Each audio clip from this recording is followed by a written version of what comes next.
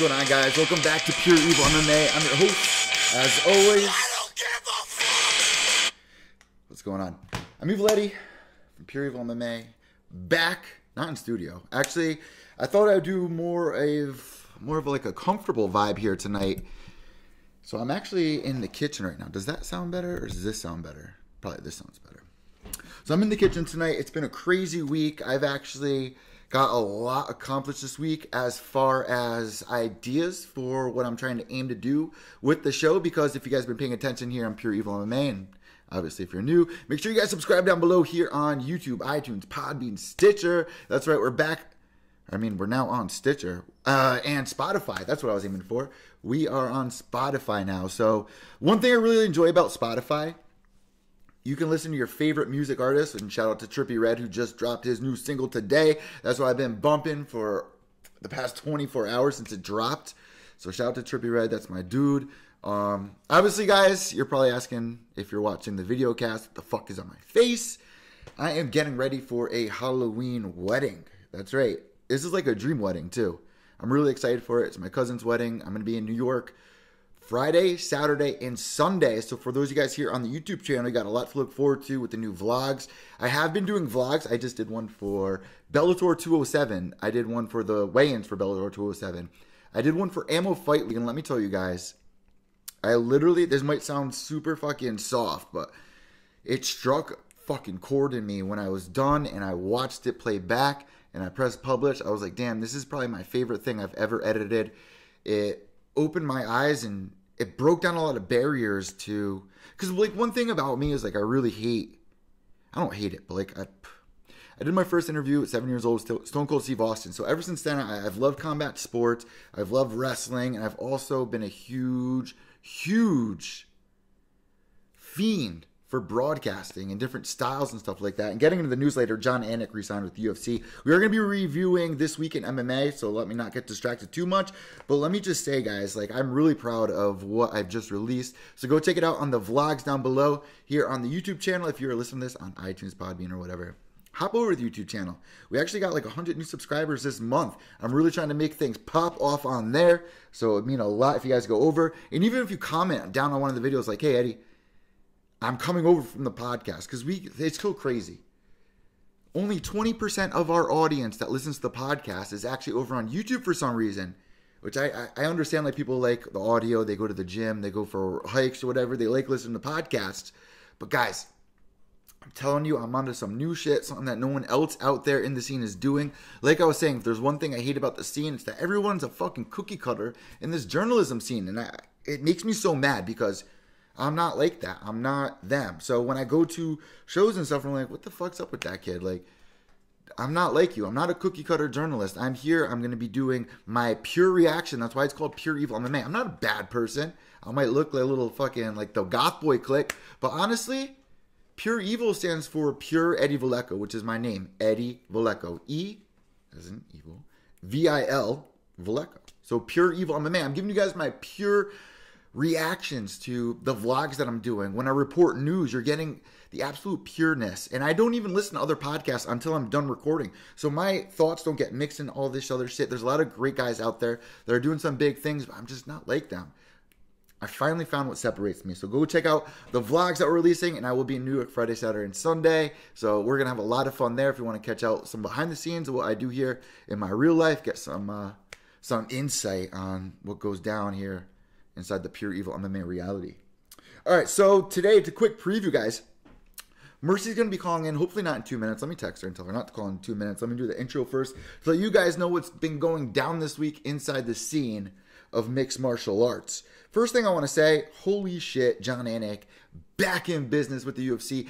I, amongst a lot of other people out there, were very upset when John Anik randomly, like all of a sudden, abruptly left the UFC. It was like overnight. They didn't even announce it. They didn't do a tribute to him. This is a guy that's been, let me see, he's been with the UFC since, I believe, the season of Ultimate Fighter with Uriah Faber. Correct me if I'm wrong. The first time I ever heard of him, Uriah Faber versus Dominic Cruz. They tried doing it live, and they brought over John Anik. I'm not sure where John Anik was coming over from. Let me tell her to call in 10 minutes. Okay, call in 10 minutes. For those of you guys listening to the podcast, this is what you expect on live shows. We might even have some guest surprise fighters calling in. Janae Harding, who I've been in talks with, she was supposed to call in a little while ago. That's why I'm kind of going a little later. But she's back in Australia, and she's had a long-ass week. So when she does call in eventually, either tonight or tomorrow morning, she's going to tell us the story about how she beat Conor McGregor's teammate, Sinead Kavanaugh, which is, I was right there. I was ringside for it. Mallory Martin was in her corner. You guys might know her from Invicta FC, making a huge name for herself. Matter of fact, I tweeted out this week. Let me know if you guys agree with this. Since the UFC has come out with Dana White's Tuesday Night Contender Series, I'm going to jump back into John Anik, but since they came back in with, or started Dana White's Tuesday Night Contender Series, I feel like there's a heightened interest for regional fighters, or fighters in Invicta FC, Titan FC, even your local scenes like Ammo Fight League. Let me tell you, that place was fucking packed, and I did get some feedback from a couple of people out there, a couple of Pure Evil MMA supporters that would like me not to swear as much. So I'm gonna really try to cut back on that. I know what that's like. Listen to a podcast and you're in the car with your family member and you hear this come over the I'm already about to slip up, coming over the speakers. And I know it's not that attractive, so I'm going to try to make this a good experience. But goddamn, John Anik back into the UFC. He signs a 4-year deal, which is huge because there was a huge absence there. Without John Anik going, just like that. For the big fans that especially play the UFC video game, you want that same experience. If you guys have ever played the video game, they nail it. Like all the little things that add up to make it feel like a big thing, John Anik is part of that machine. And without him, it did not feel the same. Give me a thumbs up if you agree with that, because he left. They tried bringing in apparently Dana White's dream commentator, which we never found out who it was. Why do I still have my charger around my neck? But we never found out who his dream commentator was, and it never came into fruition. A lot of people were backlashing at the people they did bring in. And we even saw, what's his name, leave. The greatest American, Brian Stan. He left because I think a big part of why he left was the way that the scene was reacting to how UFC treated John Anik. But in the backlash of that, people really attacked, I'm not going to throw his name under the bus, but they attacked the new guy who, it's a new venture for him. It's hard to get your foot in the door. But also, like, Big John McCarthy, I have to put this out there after being at Bellator.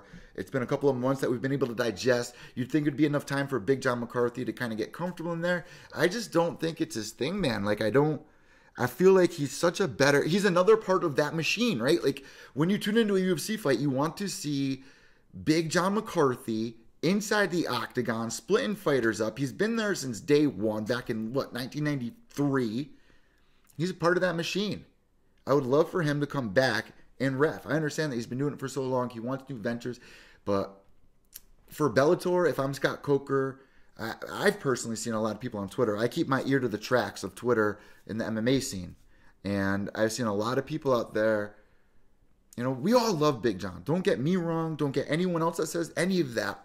Don't take them the wrong way, because we all like Big John McCarthy. He is such a huge part of the MMA scene, period.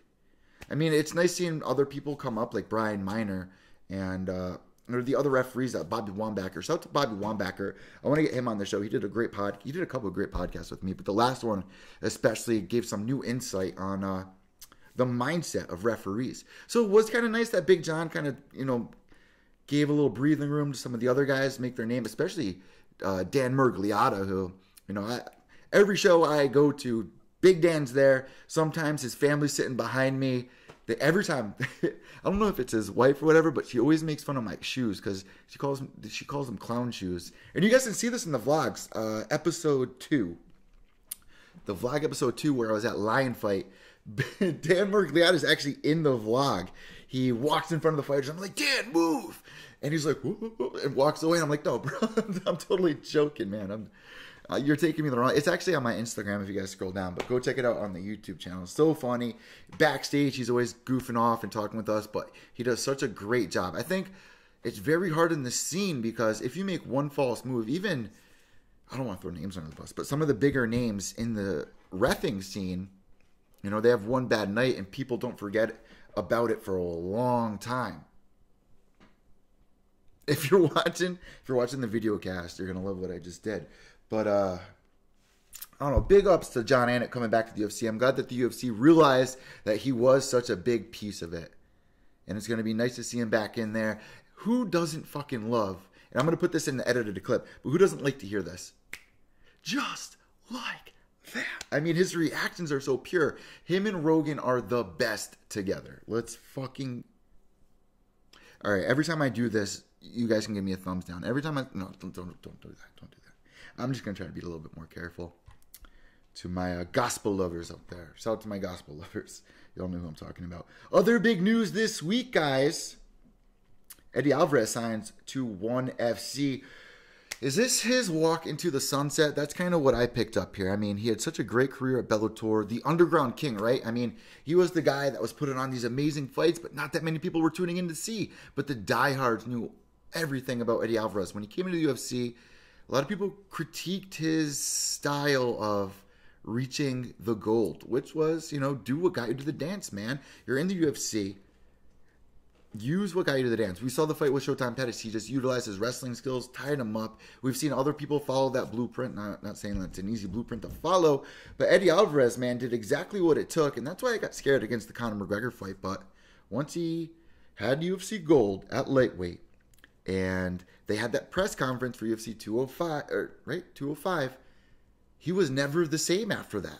Eddie Alvarez never returned the same until the Justin Gaethje fight. They did the Season Ultimate Fighter. It literally brought the best out in Eddie Alvarez. It brought the smart brawler out. That's what it was. And we saw this during that season of the Ultimate Fighter when they did the Coaches Challenge. They had a swimming competition. Justin Gaethje, just like when he fights, he goes in there, he goes hard.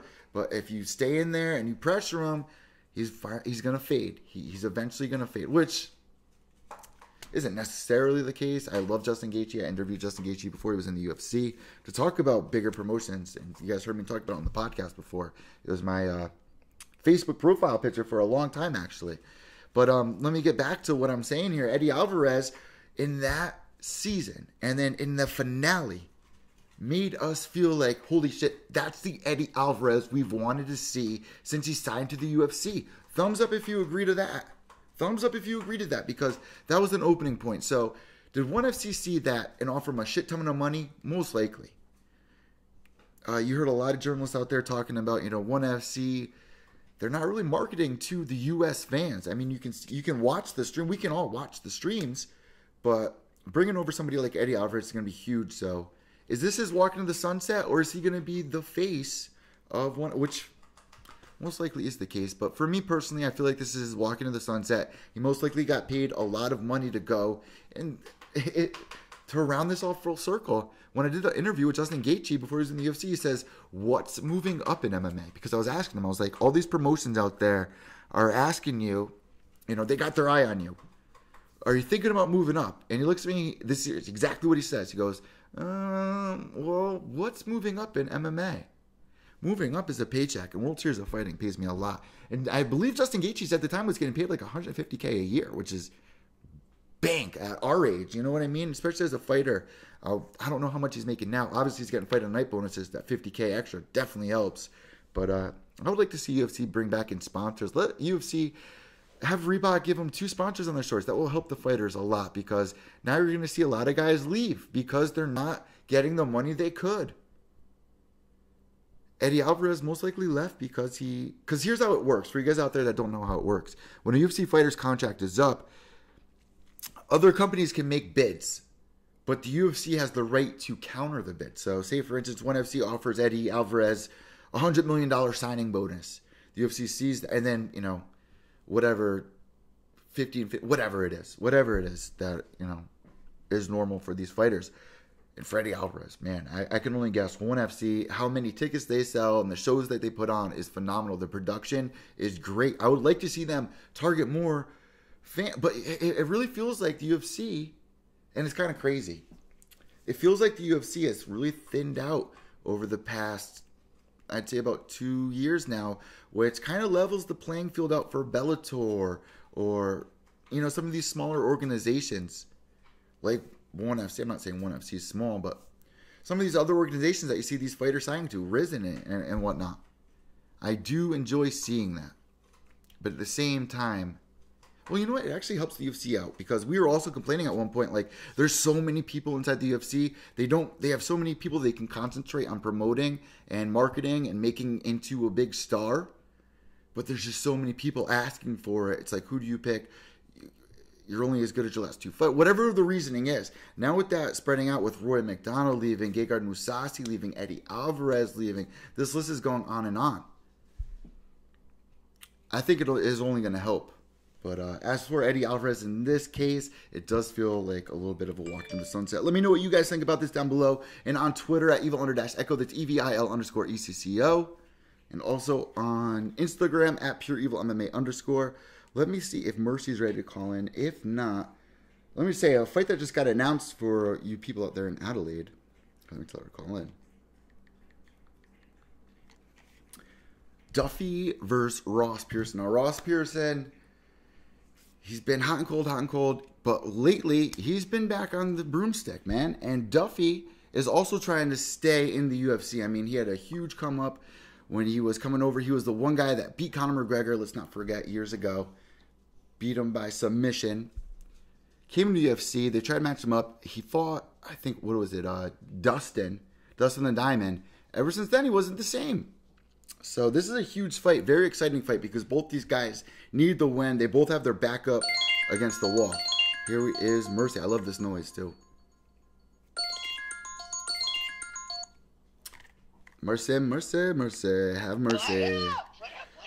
I don't got no voice, y'all. What's going on? Oh, damn. All right, so let me just tell these guys what they're hearing. So Mercy was just at the Bare Knuckle BKFC 3.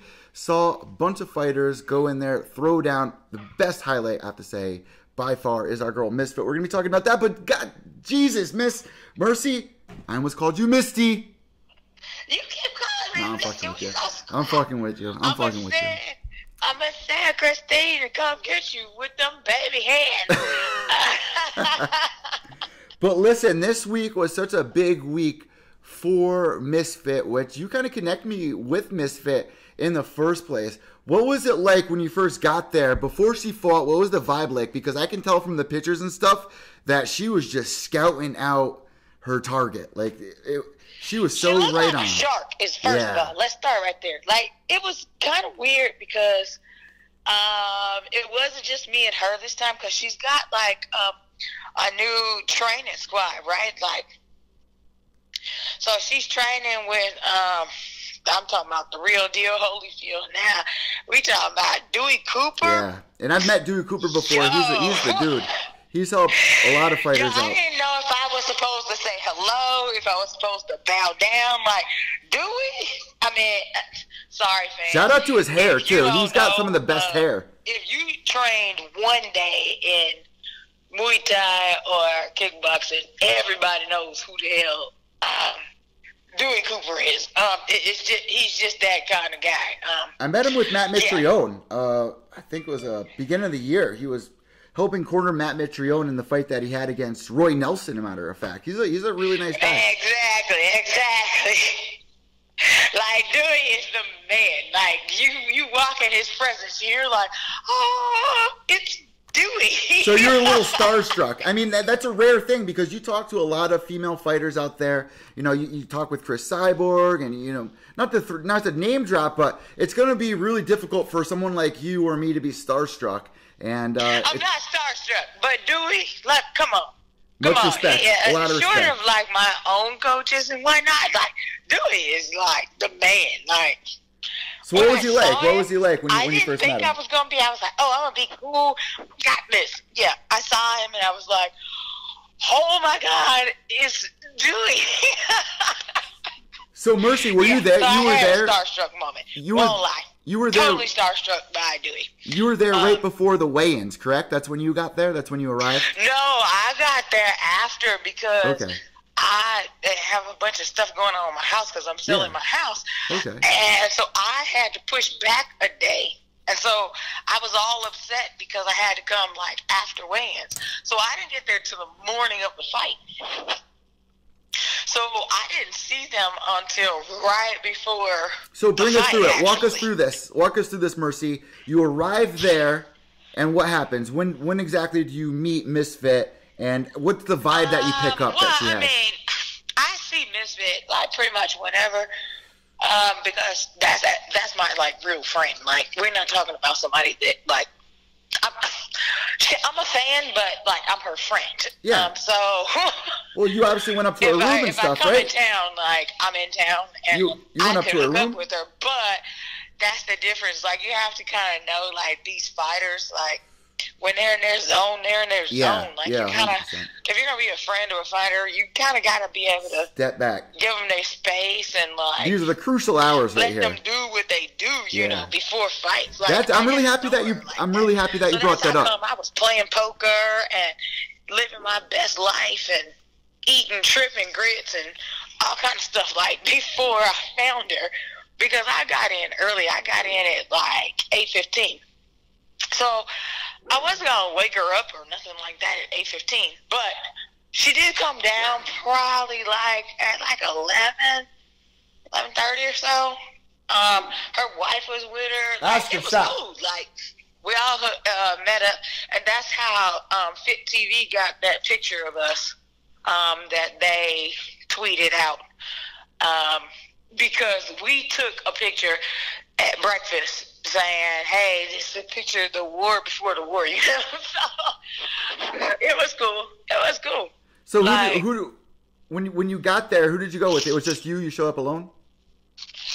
Oh yeah, I like doing that too. Yeah. Wait, hold on, bro. I'm Mercy. I'm never alone. Like, what do you mean? Wait, you went alone though, right? You went alone to meet people, right? Like, when I go out. Yo, you are gonna crack up just.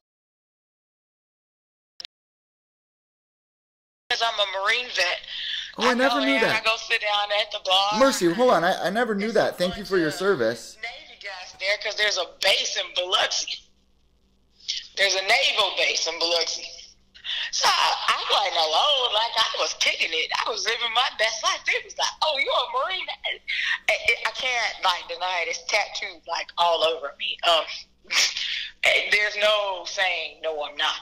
So they start talking to me, and that's just kind of the way like military life is. Like, we look out for each other. So they were like, "You good? What's going on?" Blah, blah, blah. You know, so we talked for a few hours, and it was a whole lot of us. They came to the fight and everything. Like, shout out to AJ, heavyweight champ, for giving them free tickets. Thanks. Oh, wow.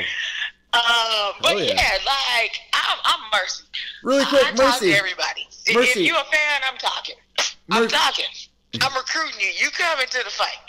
Mercy. And if I can get you some free tickets, I'm going to get you some free tickets too. Let me do that too. So you just brought up AJ. So that's how it happened. You just brought up AJ. What's your relationship with him? And you're trying to actually connect him to the show for our audience to actually get to know him a little bit better. I am. He's on a different time zone than all of us, so I don't know if he's going to do it today or tomorrow. No, it doesn't matter, but he's definitely going to hook up, because he's trying to link up, and so he can meet all you guys. That day is cool. I'm talking about, he is cool. He's the one that does the Ric Flair reenactment at the end of all his fights. He always goes woo when he does the dance. Is that why your voice is gone? Were you wooing all night? Yeah, like it was so funny. We were like, we're gonna have to fight our way out of here, because he is about to do this Ric Flair dance, and Sam Shoemaker, he's cool too. A big dude too. Don't get me wrong, but he comes from a town. I want to say one of his people from his town, I thought it was 144 people. One of the people from his town said I was wrong. It was 102 people that live in his town, and all of them basically were at the fight. Yeah, I bet. A small town like that. Like, they rode deep. It's probably mostly families too. Like, man, I grew up in the city, so that would be. I have no idea, but I know they rode out. Like, I was the lone person in there screaming for AJ, and I'm like, whoa! And Christine's coaches, Dewey was like laughing, because he was like, okay, I got your back. Because I kept asking, Mom, now when he wins, what am I supposed to do? But what? Here's what I tell you. Bare knuckle, the crowd there, they're a lot of fun. A lot of kids there. You could bring your kids. They've got like a kid friendly atmosphere. Isn't that crazy? Because all of that, like, it's amazing.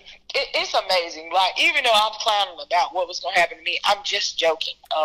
Actually, it's very family friendly, and it was a whole lot of families there. Isn't that crazy too? Because like back in the day, a lot of families would go to baseball games, basketball games. It's almost 2020, people, and you're seeing people go to these. It's not even extreme sports anymore. It's actually getting more popular and popular every single year, and I love seeing that. Every time I go to a local show here, families showing up with their daughters and sons and stuff like that. I love that. I love that change. And I think people think it's more violent than they realize. It's really not, because it's bare knuckle. Whatever's gonna happen happens fast. You know what I mean? Like, there is no like playing around with it. You can't like go run in the corner. And I realized that the ring, the way it's designed, is a whole lot smaller. So when they say toe to line, there is nowhere for you to run. Like, once you're in that ring, like, you're in that ring. You know what I mean? Like, yeah. You better be there to fight, because where you going? There is nowhere to run to. You can't, like, just dip and dodge and, like, go from one. That's not possible, because it's not big enough to do that.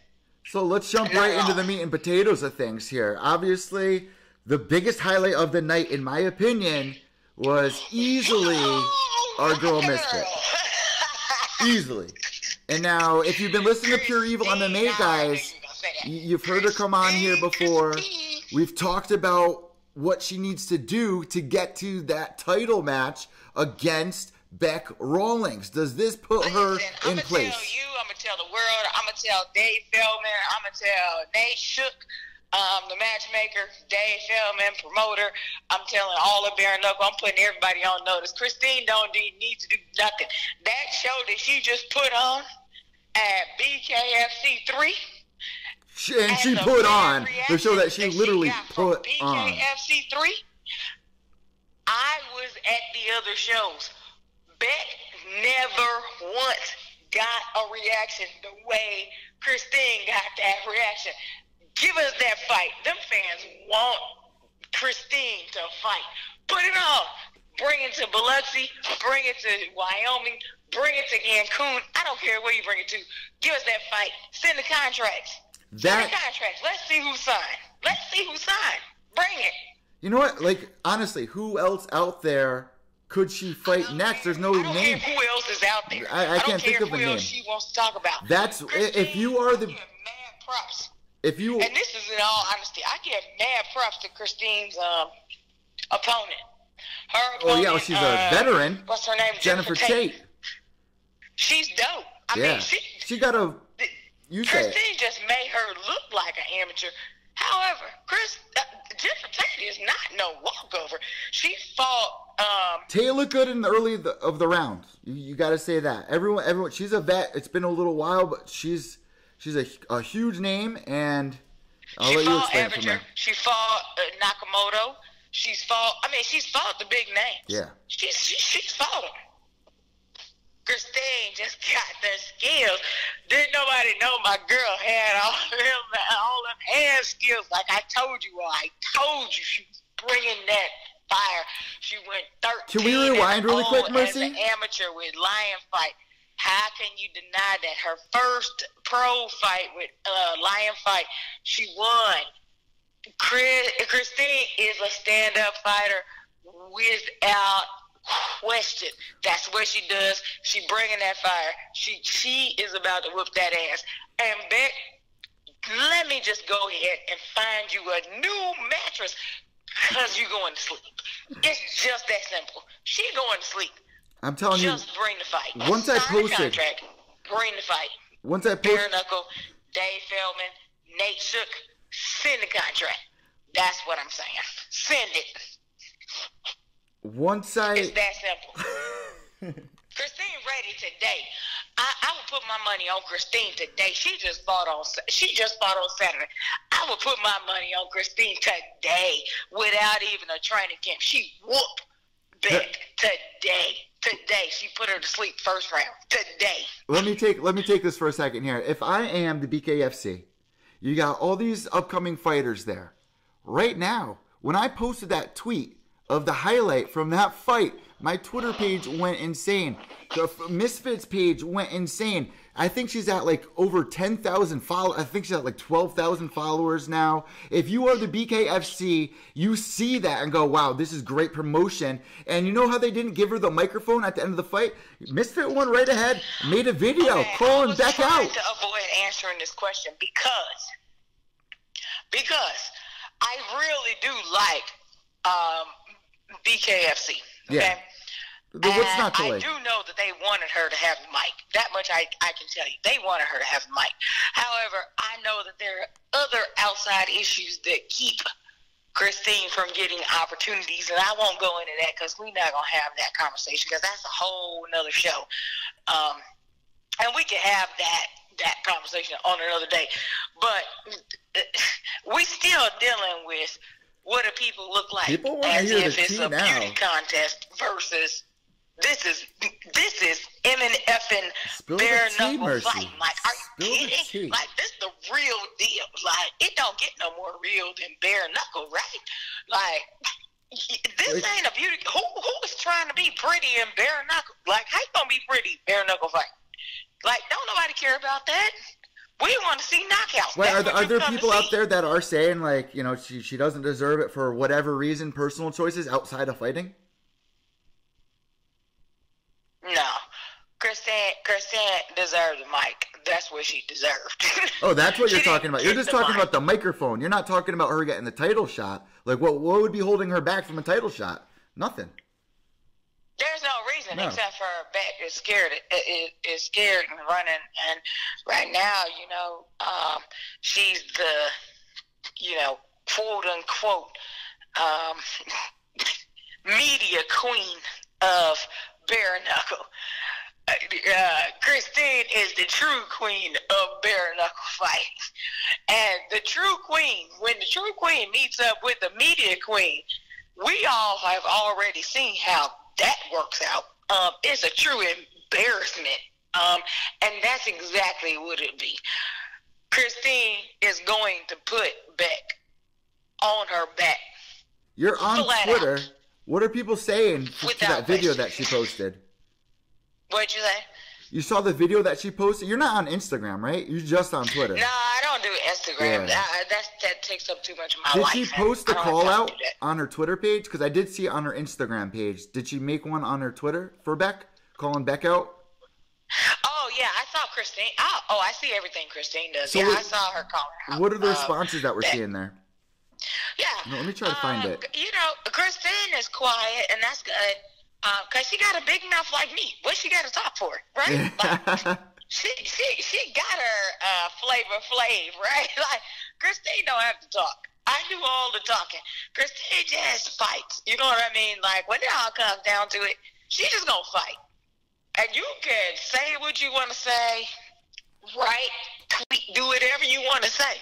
But when it comes down to it, like, Christine, you believe you me, like, that is my girl. That is my home girl. Like, if it come down to it, everything I say, I can back up. I can back that up. I'm not just randomly talking about Christine. When I talk about Christine, I'm talking about Christine. She got that. Believe that. I told y'all that before this fight. I told you she was bringing that fire. I told you she was bringing that smoke. I told you it was a knockout coming. Told you. And what did she bring? First round, 1 minute, 55 seconds. What everybody didn't know is she had Dewey Cooper in her corner. I knew that. I didn't tell nobody, but I knew that. I knew who she was training with. Yo, Christine is dope. And Beck is going to sleep. She needs a training team. She better go find somebody. Go make a friend. Because who's better than Dewey? That's funny. So I'm actually trying to look up this video so I can play it for everybody. Here she is. The one Christine calling out. Yeah, I'm Beck. trying. I got it right here. Here we go. No, I clicked on Ferrari. No. Yeah, it made me sick not being able to say her name, but it is what it is. For real. You hear, I have no voice. Can you tell your fans I don't normally sound like a frog? Oh, they know. They know. And usually when you call in, I get a whole bunch of downloads on Podbean for some reason. I think it's because my Podbean's linked to my Twitter, and you got a lot of Twitter followers. So I think they all hop over here. Here, I'm going to play the highlight for everybody. I sound like a frog. Let me play the highlight. I see that you guys ran into Kendall Grove, too, which we'll get. Oh, Kendall is dope. We'll get into that 1 second. Here, I'm playing the highlight for everybody. So here she is. 39 seconds left in the first round. We're getting down to 30 seconds here. There she goes. She got good head movement. Tate's working the jab, the 1-2 jab. And then Misfit just holds on to her and just lets go in the last 20 seconds here. And then she just drops. Just like that. I didn't get kicked out of the arena. What was your reaction to this? Because I was jumping, I almost fell. I did a cheerleading herky, like I was clapping. I don't know what. But it wasn't until she got in close that she took full advantage of. So I'm sorry to anybody who was afraid. It was probably so surreal. That's the exact thing that needed to happen for what we're aiming to get. You know, with what. Exactly. Right? Exactly. Yeah. And that's all I kept telling her. I'm like, no, you don't understand. We need a knockout. Yeah. Like, I need a knockout. Like, I need a devastating knockout. Like, right there. Give me a knockout. Girl, yo. You're going to hit the South T to get every those punches. 30 seconds remaining round one. These are the cuts. Best sequence offensively for Faria in this fight. Now turning on the pressure. Down goes Jennifer Tate.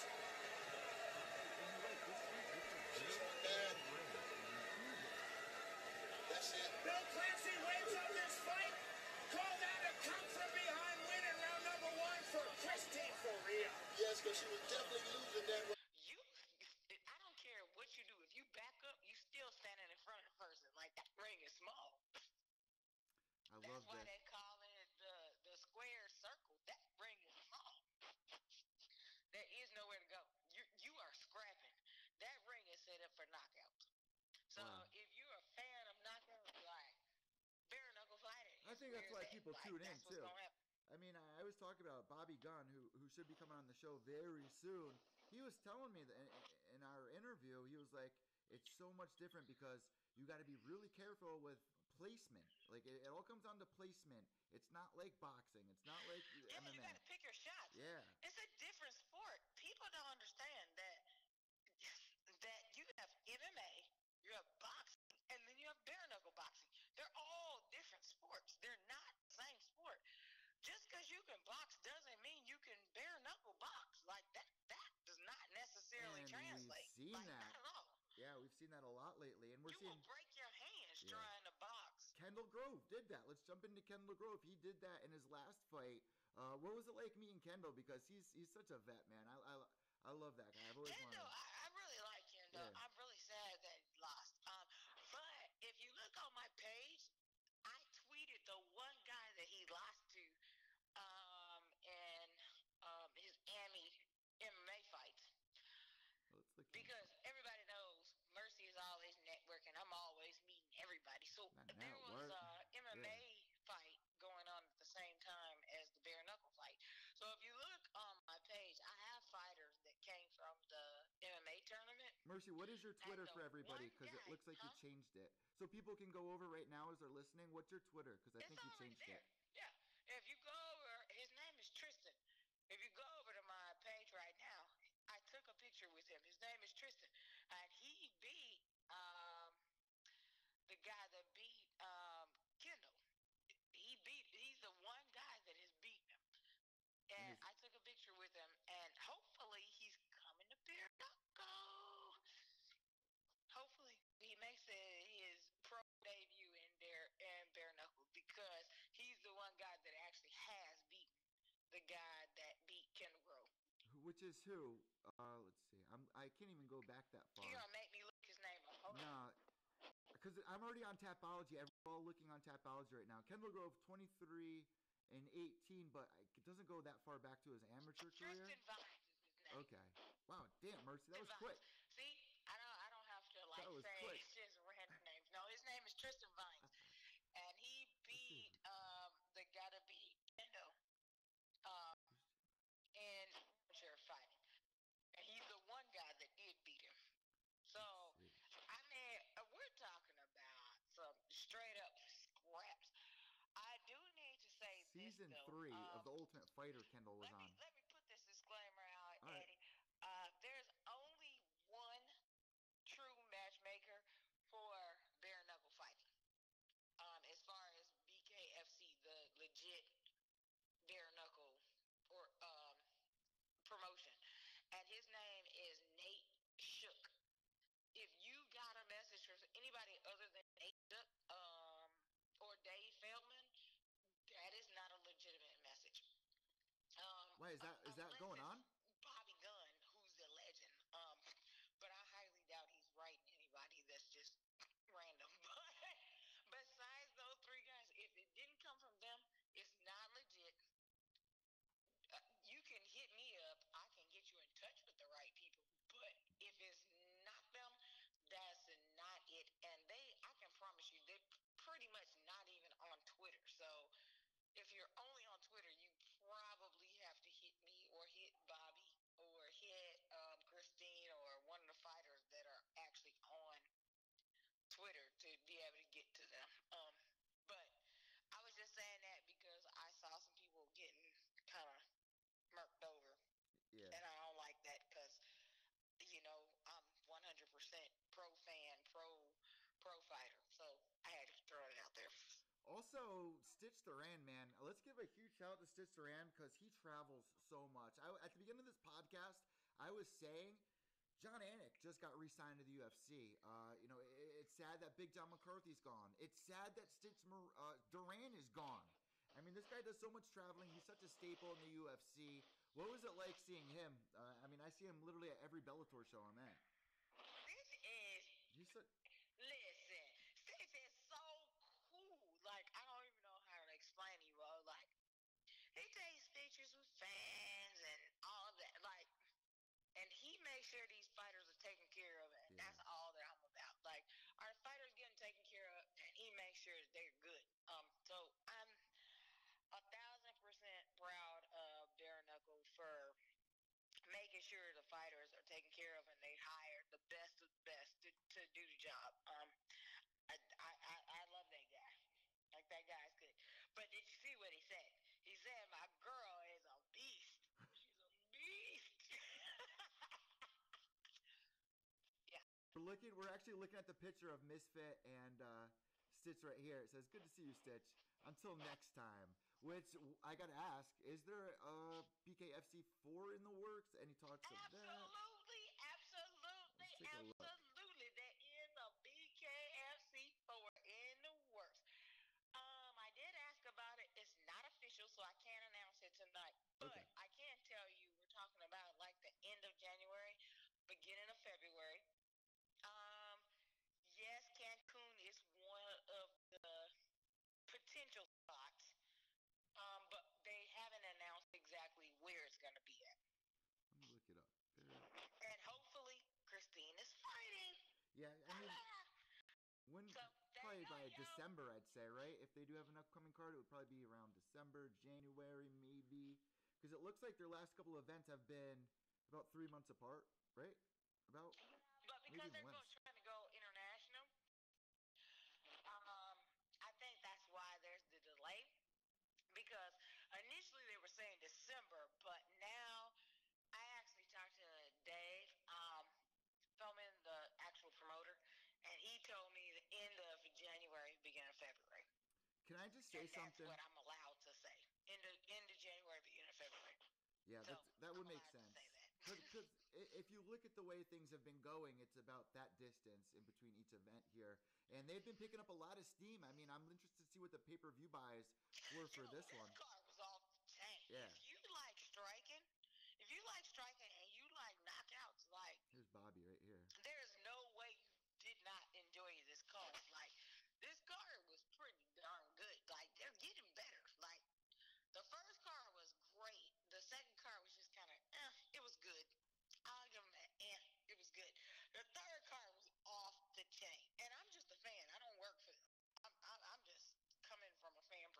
that's what people like. They like hearing people's actual reaction to an event. Yeah, I could have recorded like we know actual PR. fans. Like we had for Christine, we were sitting around people and people were chanting for Christine because people don't know all the fighters yet, right? Because it's a new sport, so they don't know who to cheer for. They don't know who or what. So when Christine came out, you know, we were all like, yeah, Christine. And the people we were sitting around were like, oh, we're going to go with Christine. Okay. Oh, yeah. Because that's what it's all about, man. Like, I say this to every fighter. There has to be something about you that stands out, whether it's your name, your walkout song, just your presence, the way you talk. But like, it was fun, you know, like, I will say this, that BKFC has figured out, like, how to make it family-friendly. And so, how do they do there that? Was no, like, weird fights or anything like that. Like, people had their kids That's there. the biggest worry for a lot of parents. Nuggets and popcorn for the kids. I mean, they had all of that for the kids. So, you could bring your kids and all of that without it being, like, weird. True. Hashtag BKFC. And it was a family-friendly event. So, I would say, you know, if you were hesitant about it before, like, and that's your only hesitation, there were little bitty kids there, like 2 years old, and they were walking up and getting autographs, like, and that was the highlight of the night, that the kids came to get the autographs. I see some pictures of the kids with Misfit and whatnot. Yeah, that's why I said I posted that picture of Christine with all the kids because that's like my favorite part of the night. Like, I don't really.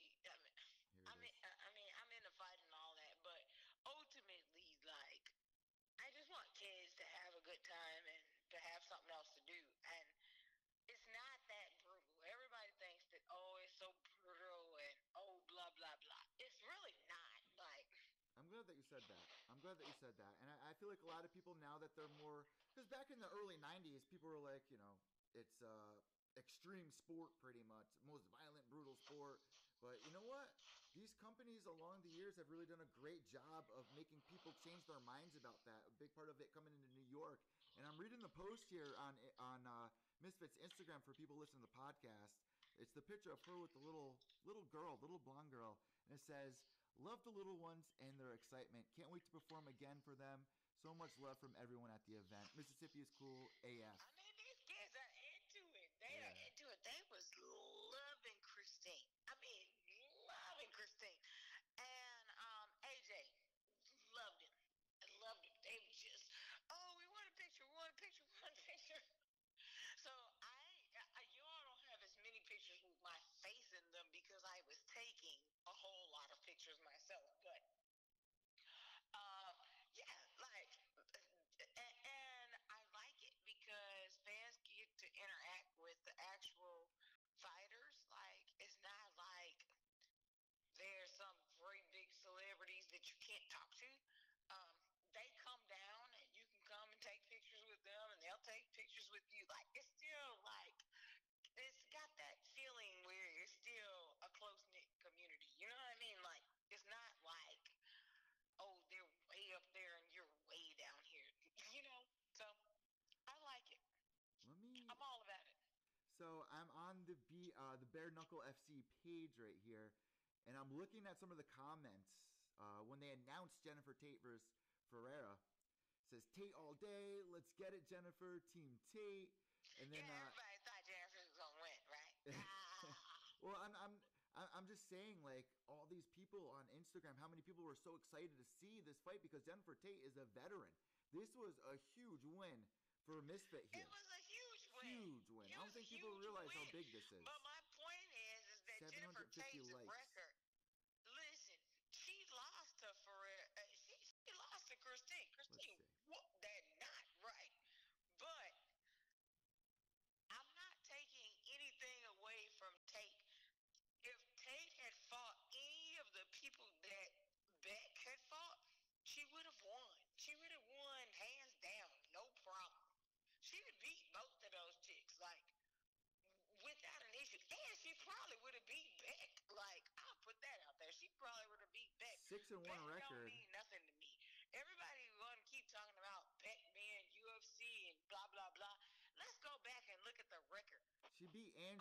Tanya Evinger. Stand-up that Beck had before she came to UFC? Jennifer Tate has beat Tanya Evinger. She's had fights against Shayna Baszler. That's what I'm saying. Caitlin Young. What kind of record did Beck have before she came to UFC? Oh, it was 14-14, something like that. Before she came into the UFC? She had none, because she had no amateur. I thought you were talking about BKFC. Came to UFC, according to her record. She came to UFC with no amateur. None. Zero zilch. She decided to go into MMA because she was overweight, which is cool. Yeah. And that's cool and all, but that's not the same thing as being a striker and learning to strike first. Or you're a wrestler and you learn to wrestle first, so you become an expert in one of those like things. Yeah, she never did that. Christine did. She went 13-0 as an amateur Muay Thai fighter. Christine's gonna mop the floor with this chick. Just please send the contract. I love how you hype this up. I love it. I'm feeling it. I want to see. You have literally convinced me. Send the contract. Yeah, I want to see this fight. And I'm a big fan of Beck. Here's something that might piss you and might piss Misfit off, but I've been a huge fan of Beck all these years, even when people are bashing on her on The Ultimate Fighter and stuff like that. I liked what she brought to the game. I like tuning into her fights. I love her trash talk, and I think she's a great promoter for the fight, and I think that this is the only fight that you can make if you are the Bare Knuckle FC. That's my opinion. That's my opinion. I'm gonna go ahead and throw this in here, Eddie, because now you're about to be like, oh wow, we got another element, right? I don't like Beck because she's a mean girl. She's a mean girl. She rolls with the mean girl. We saw it on The Ultimate Fighter, yeah. Angela Magana. With none of them chicks from the mean girl crew that I tried to gang up on Chris Cyborg. None of them. Bare Knuckle FC, hire me. And before the whole incident happened with Chris and Angela, I'm not messing with none of them. None of them. Yeah. And they were all in on it.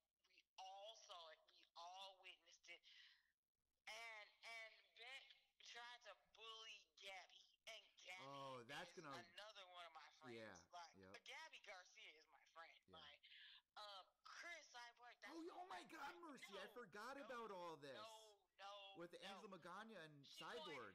I want my girl to take her down, put her to sleep. One time, and she ain't even on the same team as them. Hell, I don't even know if she even knows them, but I don't care. I know them. Put her ass to sleep. Nap time. Start a mattress. Here it comes. I'm sure Cyborg wants to see that fight too. I mean, if you're connected with Cyborg and connected with Misfit, and then she gets to fight with Beck, who's also friends with Angela Magana. Yeah, Miss Mercy, you just added a huge element to this all. Everybody has put it together that way. I just did. I just did. I'm that much of a super fan that I put it together in that order. Yes. And my girl is about to whoop that ass. She gonna whoop that ass regardless. That has nothing to do with me or anything else. Beck don't have the skills that Christine has. Christine went 13-0 in line fight for Muay Thai fighting. That's a line fight. Nobody's talked about that. Christine got hands. I don't care. She beat Rachel. What's that girl's name?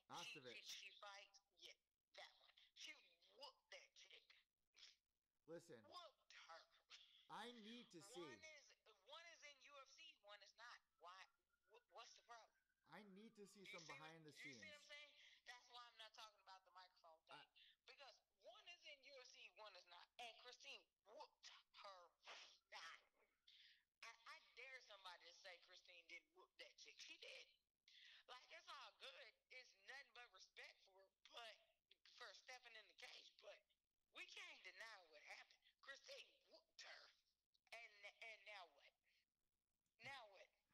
And I actually brought this up a couple of weeks ago. Tanya Evinger was on my buddy Adam Hunter's podcast.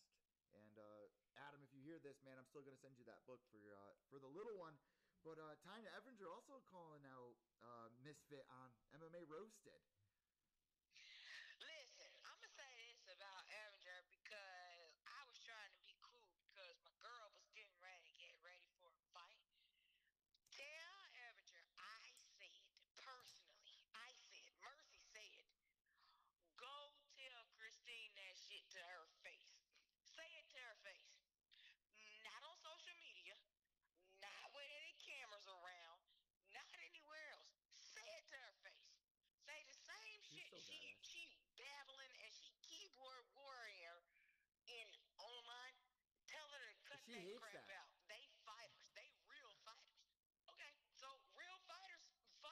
Say the shit to her face. We've heard Misfit say it before too.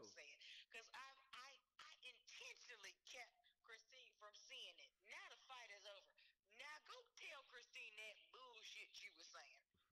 Go tell her. I told her. She was pissed. Anderson. Evinger. Do you hear me? Let me say it again. Fuck Tanya Evinger. I said it. I meant it. I'll say it again tomorrow. Fuck her. I don't care. Mercy. I have defended mercy. her. Have mercy. Into the earth. Have Fuck mercy. her. Mercy. Have mercy. Now what? Now what? What's she gonna say? Man, what's she gonna say to me? I'm so happy. Let me just take this. Between seeing Mikey Kimball go in there and be on the rise, seeing Misfit go in there, finally get her shot and shine in the perfect moment. I love this is the best part of combat sports. To go get her a moment to know that I could say fuck Tanya Evinger. I could have said fuck Tanya Evinger before the fight. Yeah. I'm just like, let's make that clear. I could have said that, but I just wanted Christine to have a clear mind going into her fight. And now that her fight is over, Tanya wanted to talk all that cash money trash after I tried to end it, and she tried to say everything that she said. Great. Now go take all that trash and tell Christine to her face. She's sitting in Vegas. Go tell her. Go tell her. I dare you to tell her. Lord, please tell her. Tell her on the day that I'm there too. Like, please. That is great. That's how I feel about Tanya Evinger. Fuck her.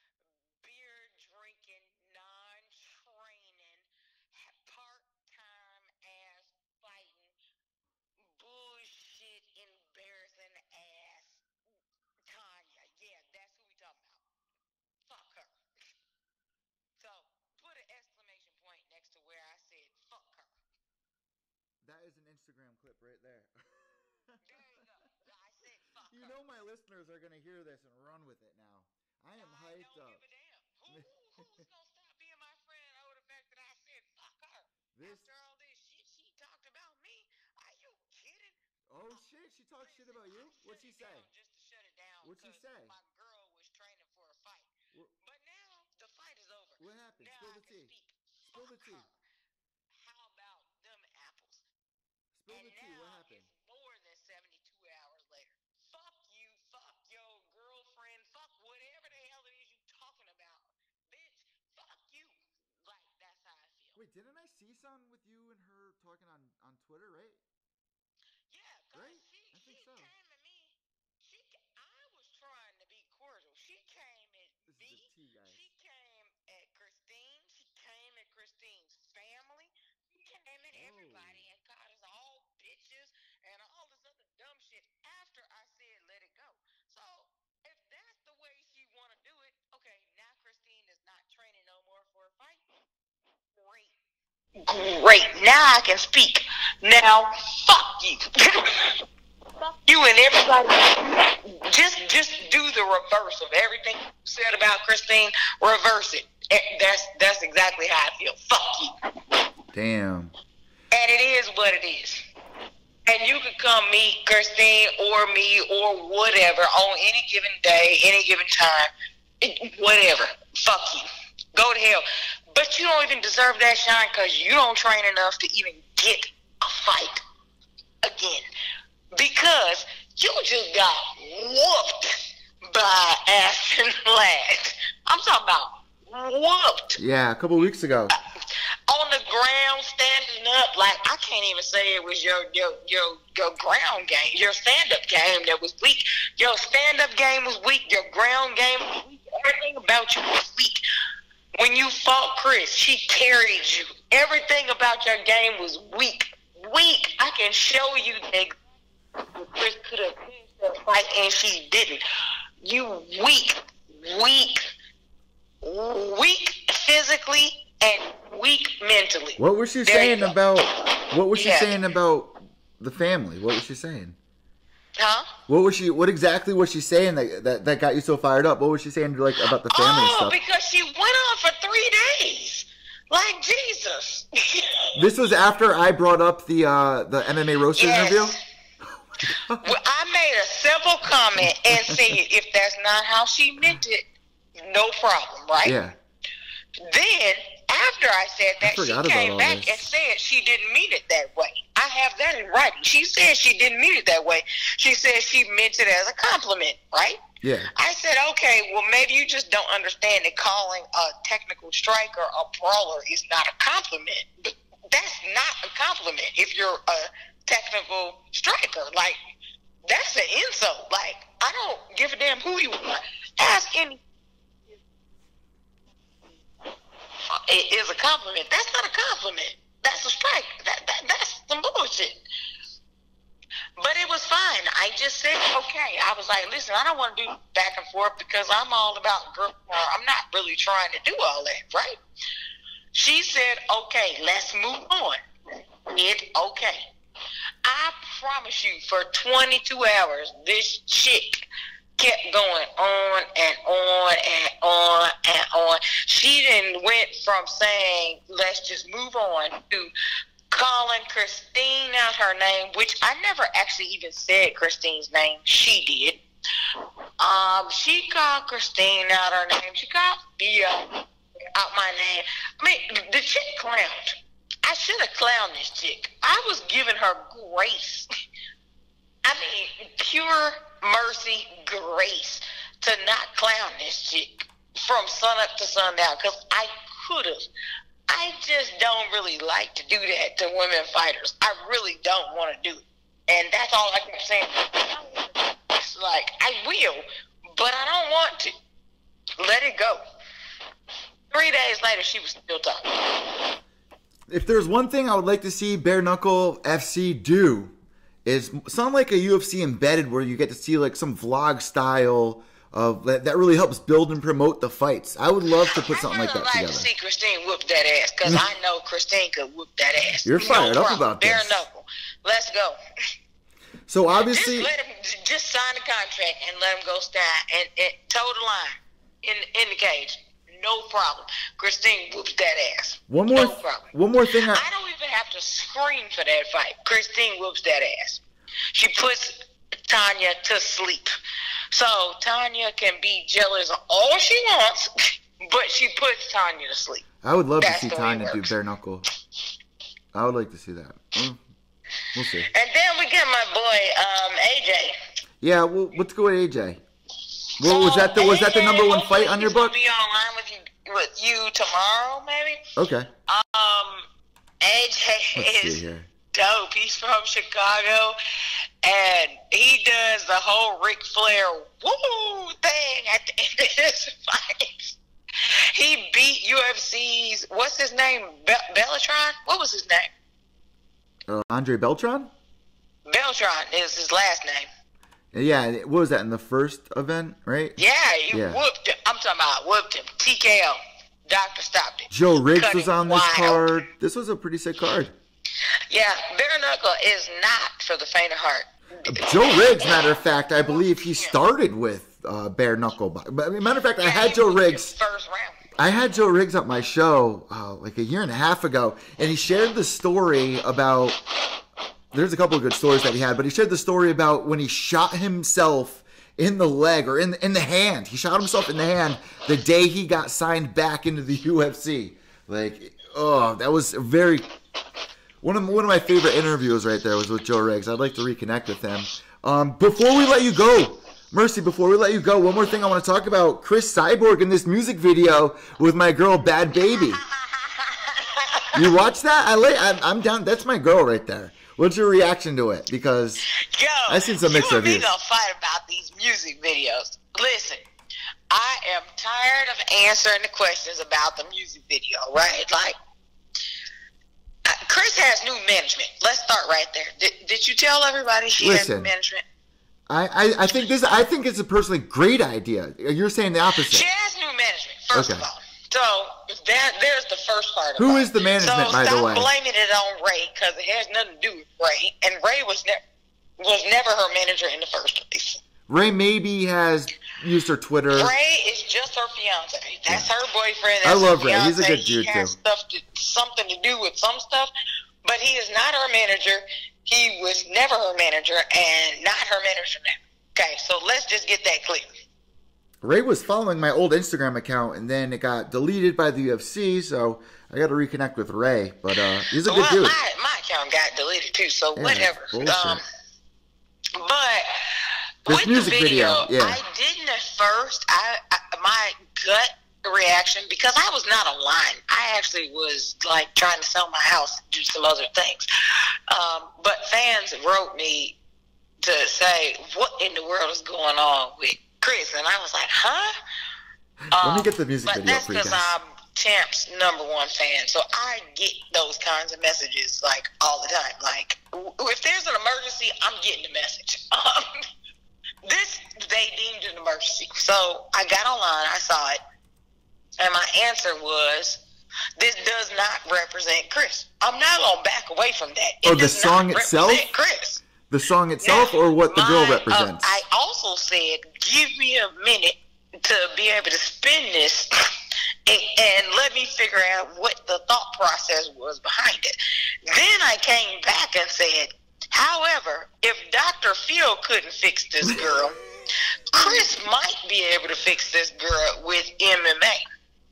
Or I like that idea. Or with Muay Thai, or whatever combat sport she chooses to teach her. She might be able to give her some discipline by getting her..." There's some other stuff in the works here. "Involved in MMA," and that's when I said, so Chris is smart. Like, Chris is not dumb. Like, so that's why I said initially, no, this doesn't represent Chris. But then I had to think about it. I said, but give me a second, because Chris just doesn't do random things. The answer really is that maybe Chris is actually trying to help this girl. Yeah. I still don't know. I would like to see that, though. I probably won't talk to Chris till closer to my birthday, so But I don't really know. But I just assume she's trying to help this girl. Listen, that's my answer. Mercy, honestly, but the song sucks. It's almost. Yeah, oh, come on, I like this song. I'm not gonna lie, I like this song. I like a lot of this girl's music, actually. And obviously, I'm a big fan of Trippie Redd. Yeah, but let me say this. And the Eminem song versus whatever. Oh, Machine Gun Kelly, that's my boy. MGK, EST for life. EST19XX. So we're going to put those two together. We need to do a different segment on that, because we need a whole music segment so that like we can go toe to toe. Oh, I'm down. Just music. I'm down all day. But let me say this. But my answer to the whole thing, because I do keep getting asked about the Cyborg and this video. Yeah. No, I did not agree with her doing the video until I thought about it, and I had to think about who the person that I know Chris to be, and Chris helps kids, so we just saw her sparring with her niece. She made this video, or her adopted, because she helps kids. So yeah. I get it. Like, and folks can be mad at me, and they can tweet me, and they can send me all the ignorant crap that you're gonna send me, because it's good, and I'm gonna talk trash right back to you the same way I always do, because I'm Mercy. Listen, let me say this, because I do keep my ear to the rap track as well. I'm a big fan of Adam 22, the podcast, and No Jumper. And, after the past couple of years, the Dr. Phil thing got her in the spotlight, the whole Cash Me Outside thing. But she's actually changed her life around for the good. She bought her mom a house. I follow her daily. But listen, I have to say this. Sucks. It's 2020. The song doesn't represent anything that Chris would want her niece and adopted daughter to follow. Like, no, I'm not even going to fake the funk. Like, we can't fake the funk. I'm not saying it. Chris Let's fan. look at the like, lyrics. I'm going to tell you how Let's look at the lyrics. No, that does not represent our champ. Lyrics. What does represent our champ is Chris is trying to help her. Now, if Chris is trying to help her and they happen to help each other along the way, that makes way more sense to me. The Juice? Is it called Juice, right? Juice? Yeah, so I'm all about it. If Juice helps them, then I'm all about it. Let me Juice too. Here, let's look at the lyrics. Give me I don't even know what the... You ready for this? Like, yeah, because it was so whack. Here's the lyrics. Give me the Juice. All right. That's fuck it to a Bentley, bitch. I did scream to Ray about it. Rabs to fucking riches, bitch. Ray, what in the world? Fuck about my mentions, bitch. Fuck you and your picket fence. If you are trying to like mess Pull up with like I miss you, Chris's name, bitch. I'm going to lose it, right? Shoot it till it's empty, bitch. Hanging out the window with it.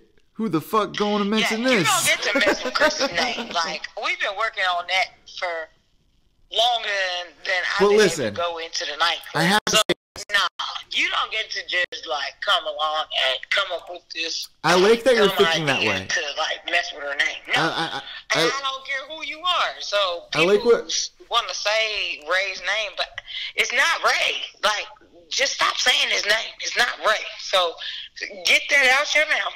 It's not Ray. I like She's it. got new management. Mercy. And that's who you need to be talking to. And beyond that, Chris can speak for herself, but she already spoke. She said that she was trying to help the girl, and since she's trying to help the girl, then I could be on board with it. But when they should have put that out first, is all I'm saying. They should have said they was trying to help her first. I like the way you're thinking because I didn't even think about that. There's a couple of things that you brought up on today's podcast. I was like, holy shit, she's actually looking deep into this because it's almost 2020, right? We're seeing people like Jake Paul versus KSI, the celebrity boxing and stuff like that. I wouldn't be surprised if there's something in the works where she's trying to get a fight on or train, or even just if it's something simple like helping her with her aggression or something like that. I would see Chris connecting with him. Yeah. 100%. I have no problem with that. I know what Chris has said to me over the years, and I have my own issues. So I get how she could be helping this girl. On the other I hand, would have preferred that they have put the emphasis on helping the girl versus the video. You see what I'm saying? Like, on the other hand, it should have been Chris is helping the Catch Me Outside girl. That's what the headline should have been saying. On the other side of it, though, I do understand the promotion, the management side. You guys can yell at me because this is huge. I don't, because they to know the younger better. Audiences they out know there. better. The Chris is helping the Catch Me Outside girl. The Catch Me Outside girl is probably going to promote her more than the UFC will. Let's face it. Right. Right. What I'm saying is to say she's helping her versus she's in a She could have been on a better song. Like, I don't like the lyrics to that song. You're right. One would have outweighed the other. Yeah. And I'm saying helping would have outweighed the, she's in a video. If the song was different, like if it was a song about like overcoming or like, you know, challenging yourself and Chris was in the video, I think that would have been a much better idea than the song they chose. That's what I'm saying. Yeah. So that's what I'm saying. They didn't ask me. Because I would have said, on to the next song. Isn't the song. Yeah. We're going to do a different song. It's Use as simple the same as that. person. I agree. We're going to do a different song. You know what I mean? Yeah, like, I agree. There's some shit that you just don't agree with. 100%. But I don't work for Chris. I'm just a fan. But at the end of the day, it is the song they chose. I'm just a fan, just like you all. Let's look at how many just views. A fan. Let's see how many views it got. I'm sure it's over a couple million views on YouTube. What difference does that make? I mean, it's just better promotion. Does that promotes. translate to $1? It does. No, for her. It doesn't. For Bad Baby, it does. Doesn't translate to $1. Hold on. Because if you're talking about little kids buying something, where are they getting money from? They need to go ask their parents, right? So it doesn't translate to $1. Like, nobody can question me on this. I went to I doubt Chris is going to US make any top money. 25 business school. And I've got it's almost at 3 million. You know what I mean? I got the credentials. I know what I'm talking about. No, I never would have suggested Chris to do this. Yeah. Now, can I support her with it? Absolutely. 100%. Because if your answer is you're helping this little girl, then great. Then we're just helping this little girl. But if you want to know the truth and like what the numbers are, come on, you're not gonna argue numbers with me on this. Come on. There's no way to argue numbers with me on this. It's definitely gonna bring a lot of promotion for Chris Cyborg. People be like, "Who is that?" and look deeper into it. It's not. How's that gonna bring a lot of promotions? Promotions of what? For people to know who Chris Cyborg is. What are they gonna buy? The people out there that don't even watch the UFC to know who she is. You got me sounding like I don't even support Chris. What are these people buying? $100 pay-per-view. Even if they're not buying, just the fact that they know who she is a big help. Yeah, but do you think they're gonna buy $100 pay-per-view? A $40 shirt. Are they gonna buy that? What are these people? They probably the more seeds you plant, the better. Yeah, to people that don't probably gonna have get a better anything to chance do of with Chris's base. people buying some stuff. That is what I'm telling you.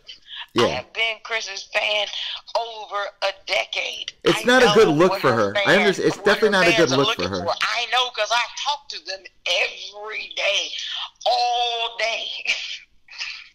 I support her. However, I'm not gonna lie. This does nothing for Chris. Nothing. This video does nothing for Chris. Not for Chris's target market. I disagree. Not for Chris's fan base.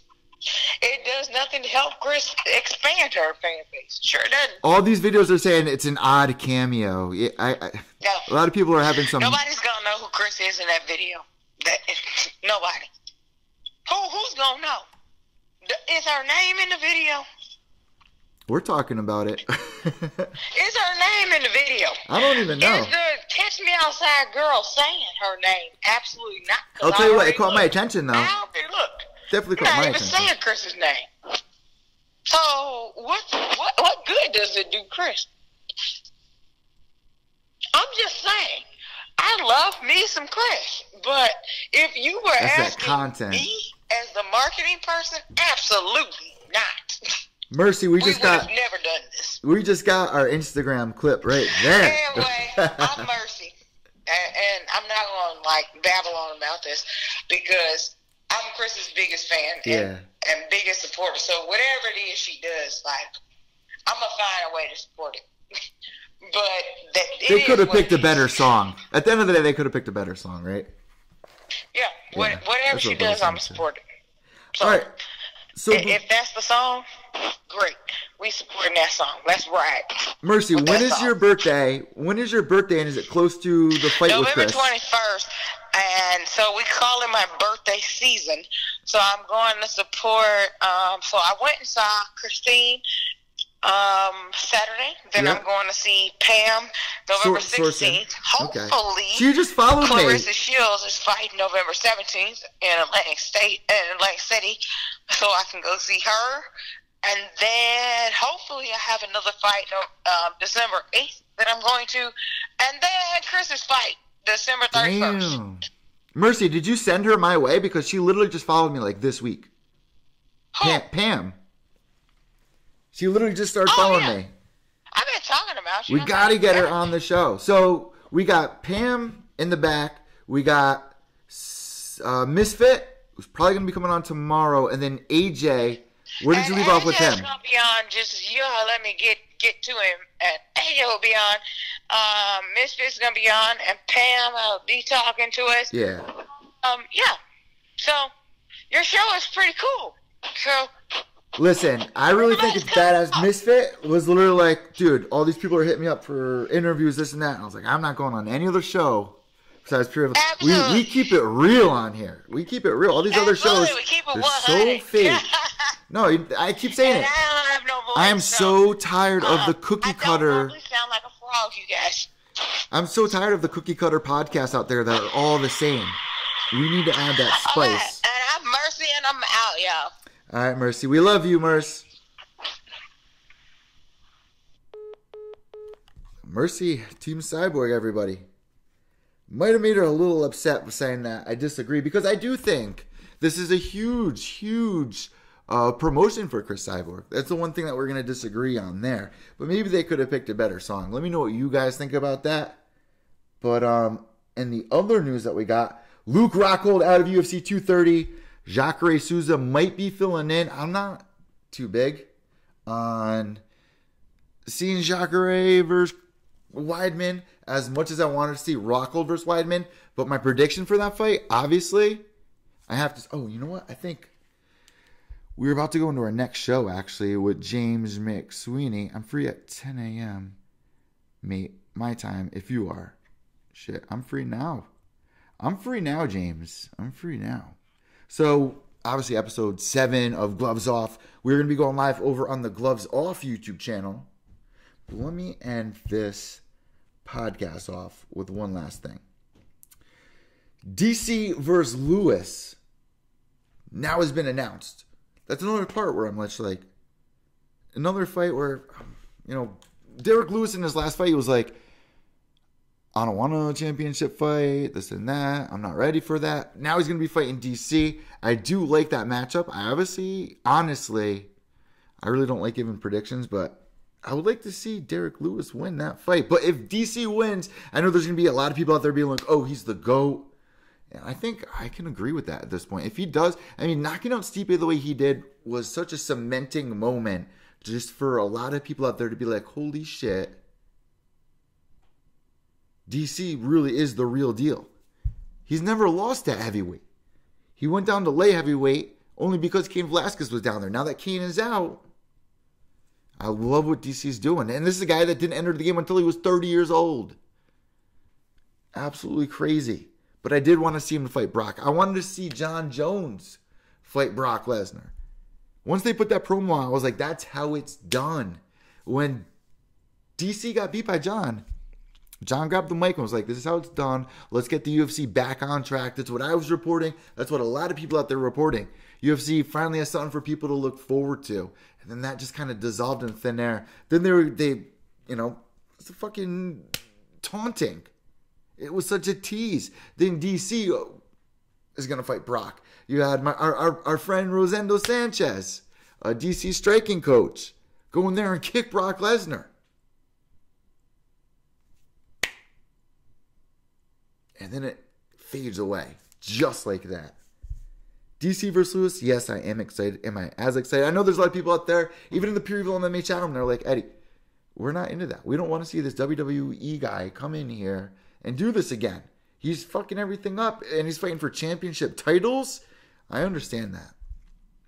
But as you guys can tell, I understand the promotional side of things. You have to be able to get people to buy the pay-per-views, to talk about it. Even the people at my bank, the Ice Cream Man, my little sister, all these people talking about, Floyd Mayweather versus McGregor and, Brock Lesnar coming over, the young kids. I was the young kid at one point. I was a big fan of the WWE, and I went over to watch Brock Lesnar when he came over. Everyone was all about that. He was even in the video game, what was it, UFC 2009, which I believe came out in 2008. It's huge promotion. The UFC needs that right now, which is really why I like the idea about Mercy really opened that up to be like, you got to look a little bit deeper into things. You can tie things together. Like, why did Chris Cyborg do that? I think it was for the personal thing, but if she is in it to help Bad Baby out, and I keep up with all that stuff. I watch Adam22.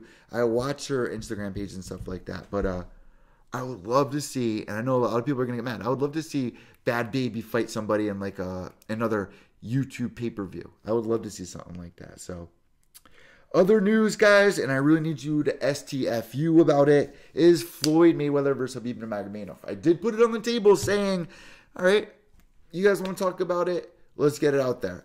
I'm down to watch Floyd try his luck out inside the octagon. Do I want to see him fight Khabib? No way. Get out of here. Get out of here with that. Make it fair for him. I did like the Mighty Mouse fight. That was the one thing that clicked with me. I was like, make that happen. And I don't think that is going to happen, especially now that he lost the title. And how cool that would be a huge fight. Think about that. Floyd Mayweather versus Mighty Mouse. Over Khabib, come on. What are you guys thinking? What are you guys thinking? At the end of the day, all that matters is that you're talking about it. It raises awareness. It helps out the boxing community and the MMA community. And I know there's going to be people that disagree with it. I'm talking about it. Also, guys, I want to do a reaction video. We're going to see more reaction videos here on the YouTube channel. Like I said at the beginning of the podcast, I want to be in New York Friday, Saturday, Sunday to do the New York vlogs that I got going on, because I'm going to be going to a dress-up wedding. And I'm going to be reviewing some of the MMA news all weekend long.